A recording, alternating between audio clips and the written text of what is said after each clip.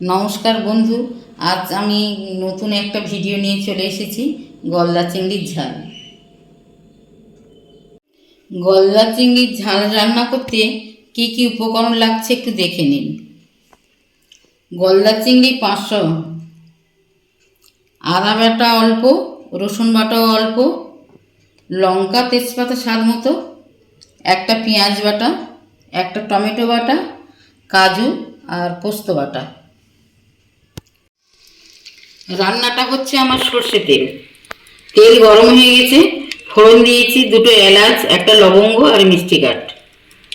এবার আমি পেঁয়াজ বাটাটা দিচ্ছি।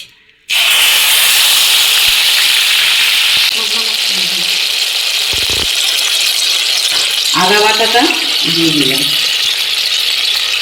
রসুন বাটাটাও দিয়ে দিলাম, তেজপাতা লঙ্কাটা পরে দেবো।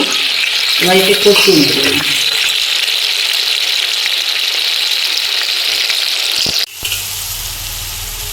পেঁয়াজ আদা রসুন দিয়ে দিচ্ছি। এবার এই টমেটো বাটাটা দিচ্ছি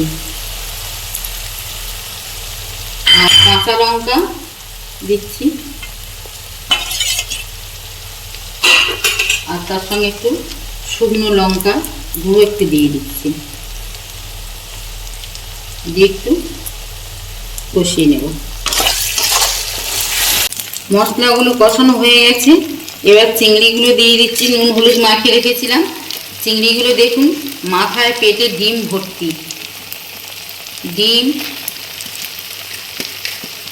মাথায় পেটে ডিম ভর্তি।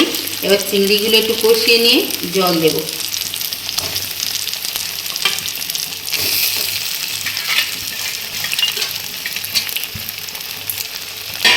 মশলা কষিয়ে নিয়ে তারপর চিংড়িটা দিয়েছি। চিংড়িটাও ভালো করে কষিয়ে নিয়ে জল দিয়ে, অল্প জল দিয়ে সেদ্ধ করে নিয়েছি। এবার অল্প করে একটু চিনি দিচ্ছি,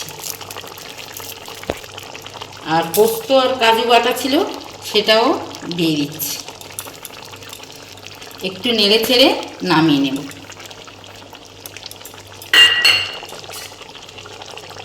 গলদা চিংড়ির ঝাল আমার হয়ে গেছে।